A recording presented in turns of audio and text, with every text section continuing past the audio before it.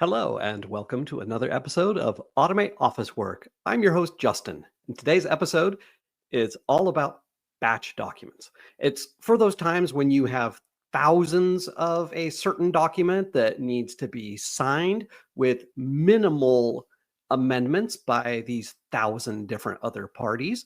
And you also need to put in, say, like the details of these other parties into these thousands of documents. So in the past, or presently, you might have just been using like email and a giant spreadsheet for tracking all of these. And if you're already a little bit sophisticated, you might already be aware that there is a merge function that you can use a spreadsheet to create lots and lots of these thousands of Word document files. But then how do you actually get it sent out and signed? Well, I'm going to show you today how to use SharePoint, and you can connect it with your favorite e-signature vendor as well, or product. All right, there is no article to follow along today. I'm just going to be describing my situation. This is a live event on LinkedIn, so welcome to the live audience. Feel free to leave comments, and if there's anybody out there who would like to come on and we can kind of have a banter about this kind of stuff, I'm open to that as well. This is a live event as linked on LinkedIn every Friday. You can go to my website, automateofficework.com. There is a list of all of these podcast episodes, and you can see the ones that are coming up. There are links to LinkedIn where you can subscribe to say that you're attending an event, and you'll be notified when I do go live.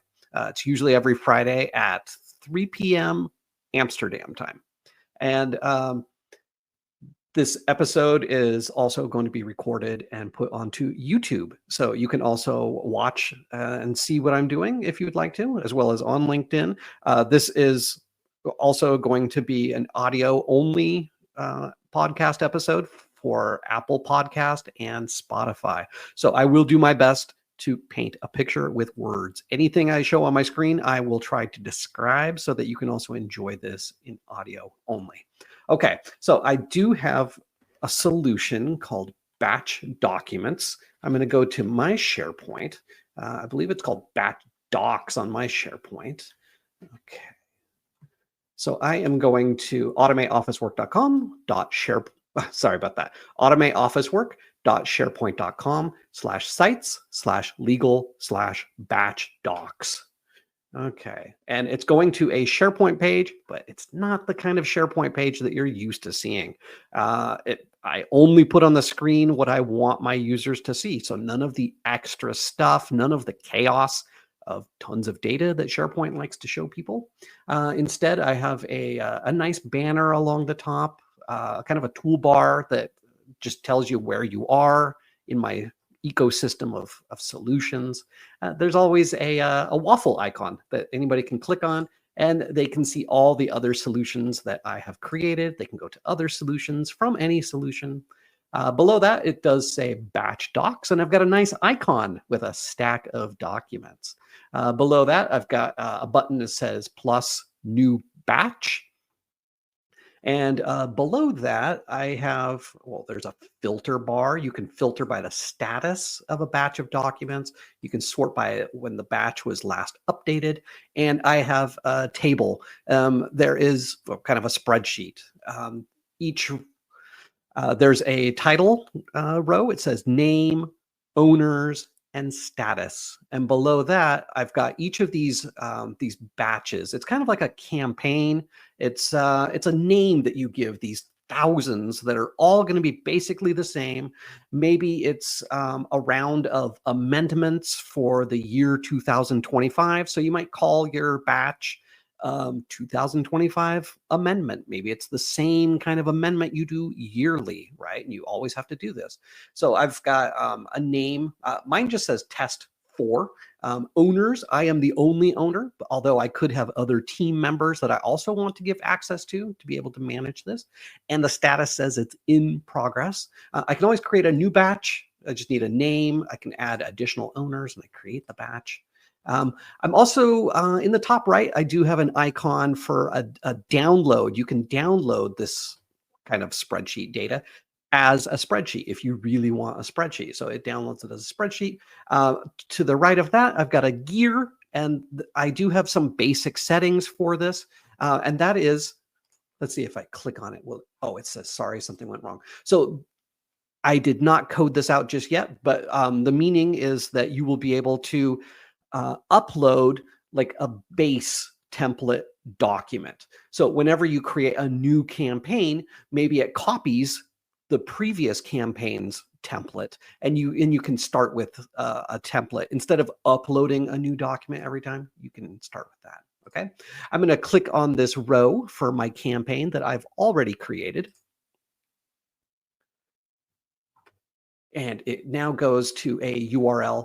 It's the same URL as before, but now it appends batch equals, and then I've got an 8-digit or an 8-character kind of a string, just a bunch of letters and numbers that uniquely identify this batch.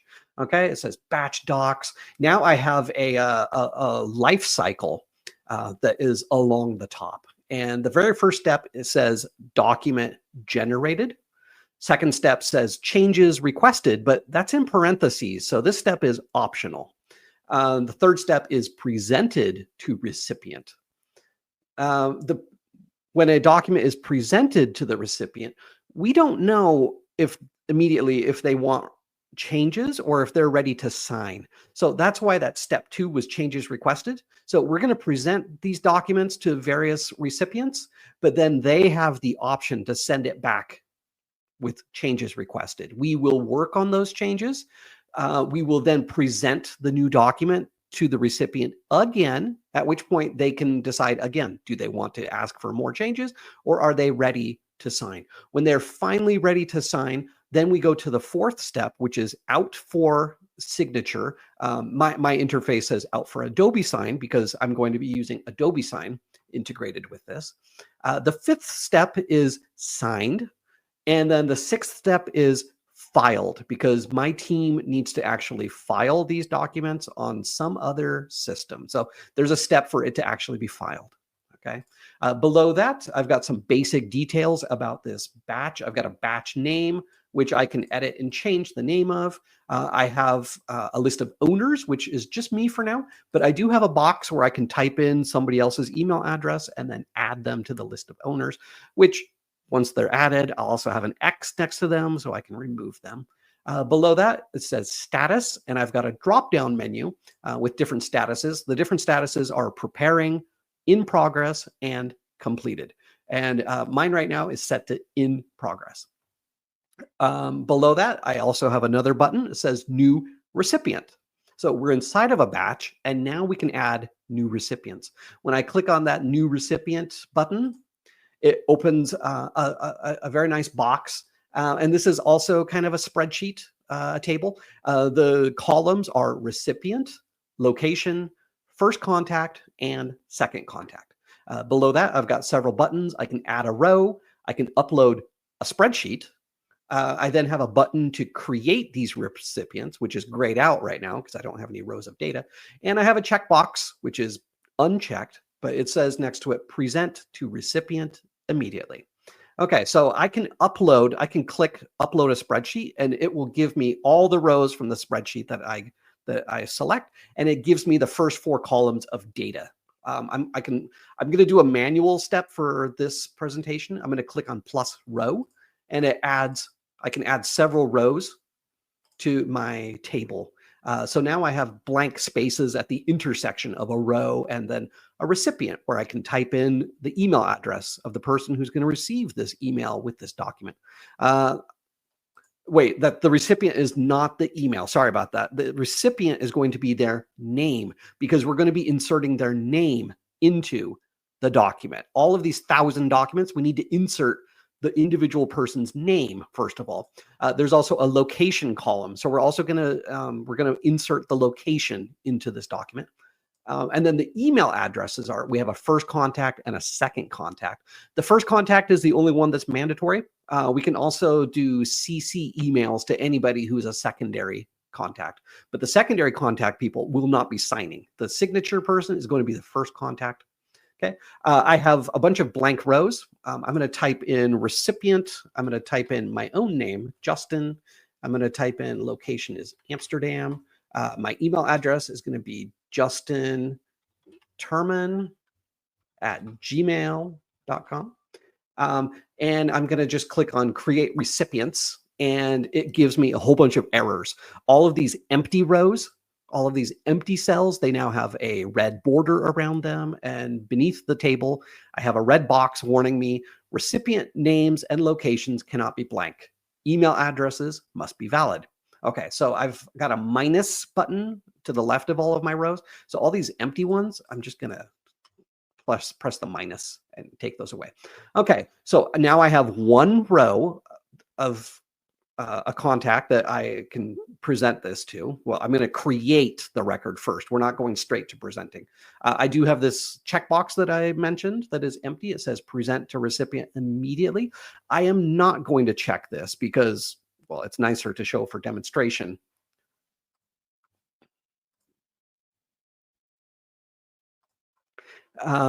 Exactly the next steps. Okay, so I'm going to create recipients. I click on that. It says I get a pop-up 0 of 1 done with some chasing dots, and then it went away immediately because only creating one record is very quick. Yeah, maybe I should have mentioned.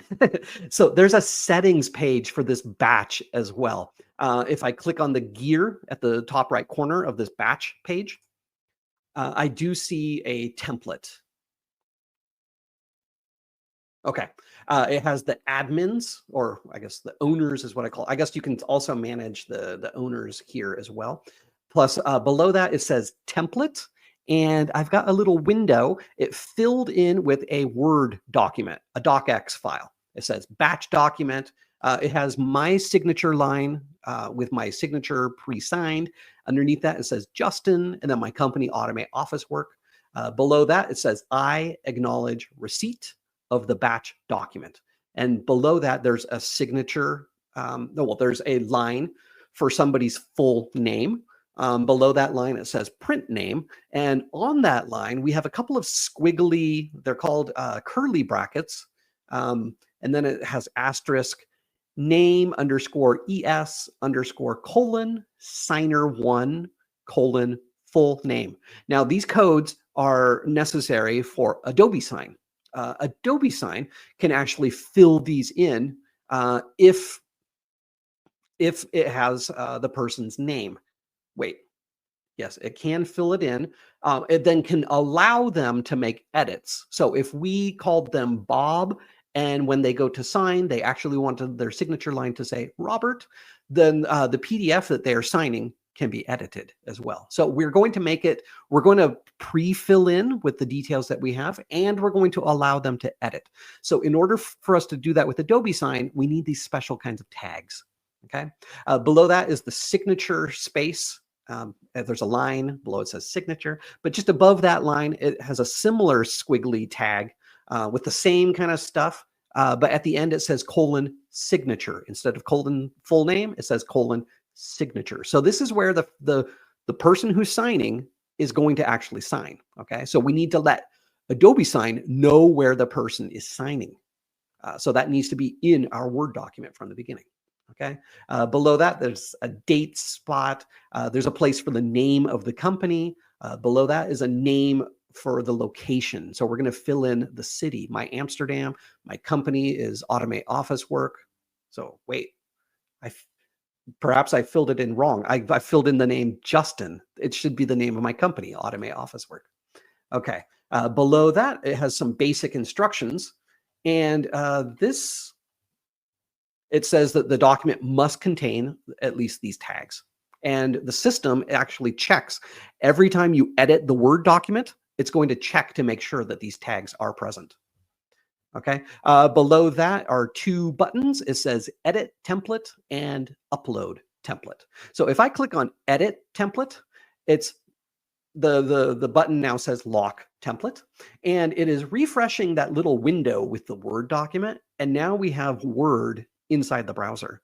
So even without refreshing the screen, without doing anything, we are able to edit our template This template now is the base template that is then used every time you go and create a new recipient file. It's taking this document, this base document, and it's copying it to that new recipient. So every recipient is going to have their own docx, which we are going to be able to edit further as needed. But this is our base template. We've got it right here. Okay, you can edit here inside the browser, or there's a drop-down menu that says editing. I can click and I can say open in desktop. So if I'd rather, I can open in the full desktop version of Word. I can do that as well here. When I click down, I've got a button that says lock template now. I'm going to lock the template. It's checking to make sure that the squiggly line codes are present. If they were not, I would get a warning saying you can't save this. This is bad. You need to put these in because we absolutely need them. I also have a button that says upload template. So if I didn't want to just make changes, if I wanted to upload a new file, I could do that as well. And the same check will be done to see whether the squiggly tags are present that Adobe Sign needs. Okay, so I'm going to go back to my batch docs home. Okay, back a page. Where are you?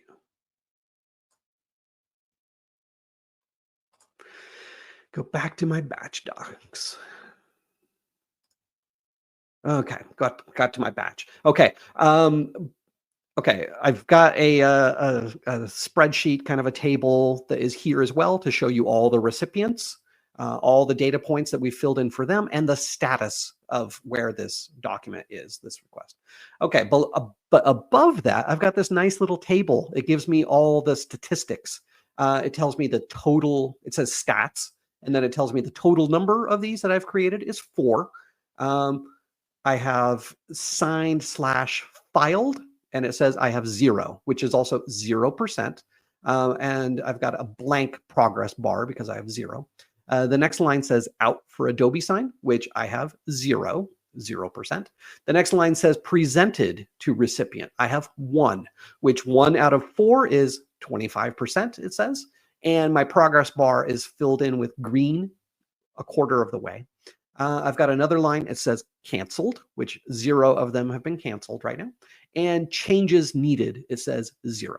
So I can tell at a glance where we are with all of these 1,000 documents. I can track to make sure everything is going in order, that we're making progress, that everything is fine, okay? Below that, I do have my table, and I have another filter, kind of a bar. I can filter by the status of this, whether it's document generated or presented to recipient so far. I have a little icon with a flag and a checkbox. So I can check this box and it will filter and only show me the ones that I have flagged as needing urgent involvement. And then the last is I can sort by last updated, and I can sort by recipient in alphabetical order. Okay, so I've got one that I just created. When was that? It looks like it was 7 minutes ago. We created a new one. It says its status is document generated. So it did take the base document and it has copied it over. So we've generated the document. We have a document ready. Last updated 7 minutes ago. The recipient is Justin, which we'll need to change to automate office work. Location is Amsterdam. First contact is justinturman@gmail.com. And you'll notice also I've got a column with a pencil. And that tells me whether the document that has been generated, whether we've actually had to make edits to it. And I'm not talking about like filling in the name and the location. I'm talking about actual wording in the document, because in negotiations, they're going to ask for slight changes. So if I ever go to edit this, it's going to trip this flag to say, oh, this document has been edited. So we can also track what percentage of these documents just go straight to signature and don't need to be edited at all, which it's usually around 90% in the average campaign. So about 10% of the documents actually need to be changed. So it's nice to track this as well. I do have a flag column, which we can flag when we go to the items page. I also have a column for comment, and this is going to just show me the very last comment in the history of all the comments. So maybe I don't want to open up the items page. I just want to see what was the last comment. So, okay. So I'm going to actually click on a row, the document that we just generated in the example, and it takes me to the documents page. Okay. It shows me, oh, well, first of all, I've got the basic status kind of details.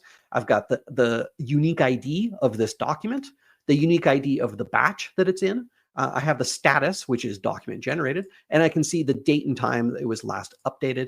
In the top right of the page, I do have a flag icon, which is grayed out. If I click on it, it will turn solid red, and then it's marked as flagged for whatever reason. Below that, I have the life cycle, those 6 steps that we talked about from the previous page. That is also present here, so we can see very quickly. But it has highlighted the stage that we are on. So we're at step 1, so it's highlighted. It says document generated. Okay. Below that, we have a kind of a document window, and it has 2 tabs in the top left corner. It has a tab for original and a tab for signed.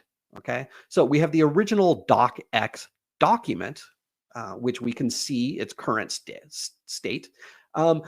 Once this document is signed, though, we will also be able to see the signed PDF. For me right now, that is grayed out because we don't have a signed PDF. Because we are at pre-signing, we have the chance to come down and we can mark, there's a button of actions. It says changes needed or present to recipient. If I need changes, I click on that. And just like that previous settings screen, it changes the Word document. So it's not only read-only on my page, it makes it editable. So I get the full Word inside the browser, which I can also edit on the desktop if I want to. But my document is always here in the cloud. We always see the current version of this document that we're working with. Okay. I also have a box with the details of the recipient, the location, the signer, and I've got a group of people that I can copy on this. My recipient right now is Justin, and so I need to click on that. I need to change it to automate office work. Click save. I do have a bug. I guess I haven't coded that in. So I'm going to leave it. I'm just going to leave it with my name, Justin. We'll pretend that that's the name of a wonderful company. Okay. You should be able to edit the location, the email address of the signer, and add and remove whoever needs to be copied on this. Okay. Below the action buttons, I do have a box. It says new comment, and there's a button to create a comment. So at any time, you can just put a comment down into the history. Below that, I have a history log, and it logs every action that is ever taken on this request. Right now, it has a single line. It gives the date and time. It has a little icon of a document because a document was generated. It has my email address, and it says generated doc acceptance. So I generated this document at that date and time. I can always click on the document icon and I can open up that exact version of the document. So even though we're going to have different versions of this document as we go along, and we always see the current version, we can always see the previous versions in the history. Okay. All right. So I am going to click on present to recipient. Present to recipient. It's checking to make sure that I have those squiggly line tags that are needed. And all right, it has just updated the status. The status now says presented to recipient. The Word document is locked again. I cannot make edits because it's with another party now that is reviewing this document. Okay. The other party has received an email with the Word document attached. We did take the signature block, the whole table of signatures, and we replaced it just with a black box because we do not want the person to actually take the Word document and sign. No, we want them to go through Adobe Sign. So the email, the email says, hello, here's the document ready for you to review. When you are ready to sign, click the button below. And there's a button in the email. It says, I am ready to sign. Please send to me through Adobe Sign. Okay. And then we have a sentence below that that says, please email us back if you have any questions. So I tried to leave it kind of vague, like we're not inviting them to negotiate. In fact, we'd like for them to just go straight to signature, but we realize we need to give them the chance. So they can email us back. Let's imagine that they email back saying, I need changes. Okay, so that is when you come back to this page and you click the button, changes needed. So I click on that and it makes the document editable again. I can also leave a comment. I believe, in my history. In my history log, it says Justin generated it. Then there's a line, Justin presented to recipient. And then there's a line, Justin set status to changes requested. Okay. And every time you present to the recipient, there's attached exactly the version of the document that you presented to them. So we can see every single time as this document changes, we have a history of it. If you really want to go see how it's changed over time, you can. It's right there. Okay. All right. So I'm back to this editing stage, which is stage 2. And we can do this little dance. I can make little changes. We can present to the recipient. What changes exactly are being made, though? That's not being captured in the history log, is it? So I can leave a comment. I can say, I changed this to update, I don't know, their location, to update, maybe they negotiated something very slight in the document. We want these to be very light changes. Okay, so then it's visible to my entire team where we are with this. There's no need for spreadsheets. There's no need for me to open even an email and type, really, like we're just presenting and it's captured automatically. Okay, when the person is finally ready to sign, they click on I am ready to sign, send it to me through Adobe Sign. At that point, our SharePoint captures that as the status is updated. We know that it's out for signature. They have agreed to it. We have an automation that's connected with Adobe Sign, and it takes the current Word document, it converts it to PDF, and it sends it to them through Adobe Sign. Then they open it in Adobe Sign, just like a normal request. Okay. In Adobe Sign, it has their name and their location filled in, but they are able to edit those further if they need to change Bob to Robert. If they need to add, I don't know, instead of just Amsterdam, they want to say Amsterdam, comma, Netherlands. They can do that. I don't care if they're editing their name and their company name or whatever, but we at least have pre-filled it in for them. And we have the exact version of the document. We know that they are ready to sign. And then we wait for them to actually complete the Adobe Sign signature. When they do complete it, we have another automation that is listening for this, and it saves the document. It changes the status to say that it's fully signed. And so we have all the statistics. Our spreadsheet is filled all in. We have the signed document is already saved on our SharePoint. And what else? Yeah, it's beautiful, isn't it, guys?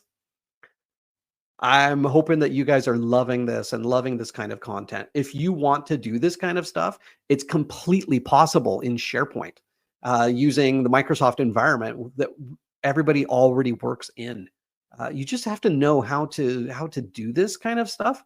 Like, you notice we didn't go straight to AI with this. I would challenge anybody, please, if you can, create an AI that would do this for us, because this is the kind of work, this is the kind of manual work that everybody is struggling with, right? Like, I don't need to know how the signatory person is feeling. I just need to know that they're ready to sign.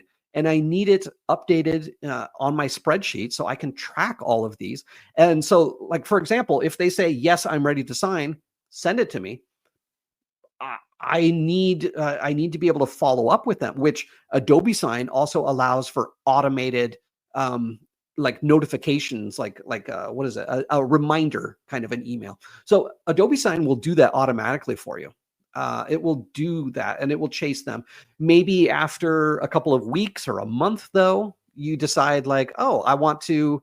Uh, I I think we need to actually reach out to them. Let's email them. Let's pick up the phone. Let's make a meeting with them and see, why did you say you're ready to sign, but you're not signing, right?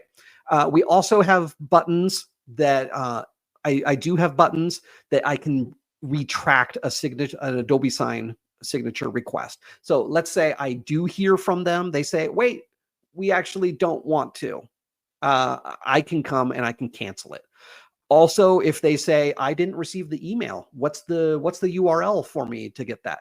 I can see that in my system, and I have a little link that opens up, and I can see exactly the URL that they need to use. So I can email that to them as well if they need that kind of support. You know, what else? Yeah, we can retract the signature. We can bring this back into editing mode, and then we can present it for signature again. So you see, these stages are very flexible. Um, and it's just a beautiful experience. If you have a team and you are just managing the chaos of thousands of these documents and you have to do it regularly, maybe you have to do this like once a year. You have to like send out some kind of a agreement document to all of your vendors or all of your customers. And especially if they want little changes, right? You can't just go straight to Adobe Sign. Um, or I don't know. To let me know how you guys are dealing with this kind of stuff, or if this is a better solution. Okay, so yeah, we finally once this is signed, I then have a button that my team can click on to just to confirm that they actually filed it in the other system. That's another step that you can do as well. If you can automate to that other system, the specific system that I am thinking of, we were not able to connect it to the other system. The other system did not have an API for accepting documents. It only had an API for accepting metadata, so not actual document. So somebody on our team then had to go take the physical sign, the signed PDF, and they had to manually upload it to this other system. And when they did that, they had a button that said, I did this. So it changed the status, and we tracked all of these. Okay. So, all right, this is getting kind of long. Let's see if there are any comments. Anybody who wants to come on? I don't see anything. All right. My name is Justin. I was a corporate lawyer for 10 years, and this is the kind of stuff that I automated. Just took everything that I ever did and I automated the hell out of it because we can. I studied computers and linguistics before becoming a lawyer.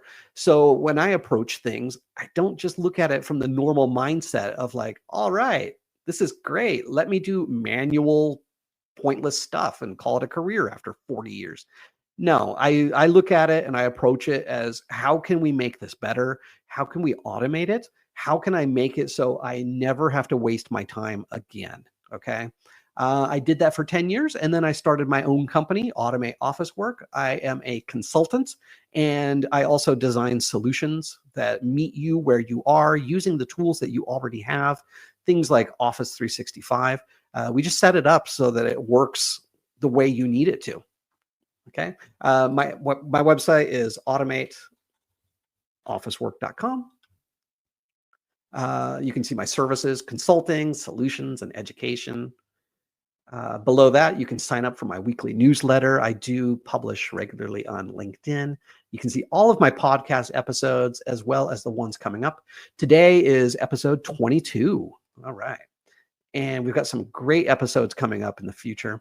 Below that, I've got free resources. I teach you everything you need to know about how to implement technology in your organization. It's called legaltechready.com because I am a lawyer and I focus on legal. So I branded it as legal, but it's really for everybody, actually. There's nothing special about legal implementing technology. It's the same for everybody. If you would like to learn how I do my kind of coding, I've created a section of the website, automateofficework.com/learn. And I've written a book thinking like a programmer that will give you the programmer's mindset. You do not have to know how to code actually to be able to create these kinds of solutions. What you need is the mindset of a programmer. You need to be able to find the patterns, and you need to be able to express what it is you do as a process. You can then you can explain your process to somebody in IT or to a vendor or to a consultant like myself, and somebody else can build it for you. But we don't know exactly what you do and what you need it to do. So you need to be able to describe exactly what you're doing. Okay. I would say same thing if you're going straight to AI. You need to be able to explain to the AI what you need. The AI cannot just magically understand exactly what you need. You need to be able to describe it. Okay. So, yes, I know this is hard work. We need to become better as people to be able to improve our processes instead of just dealing with chaos. Okay. Below that, I have lots and lots of articles that I'm sure you'd be interested in seeing. Okay. With that, my name is Justin. I'll see you guys again next time, next Friday. And you can find me on LinkedIn, Justin Turman in Amsterdam. I'm a lawyer, coder, linguist. Last name is Turman, Turman. You can also reach me at justin@automateofficework.com, or you can come to automateofficework.com and there's a big book a call button. I welcome anybody to reach out to me and let's have a chat. As well as if there's anybody who wants to come on next time, feel free to let me know. We can arrange for you to come on as a guest, or you can come on at the end of a regular episode and we can just have a chat. All right. Have a great day, guys, and happy automating.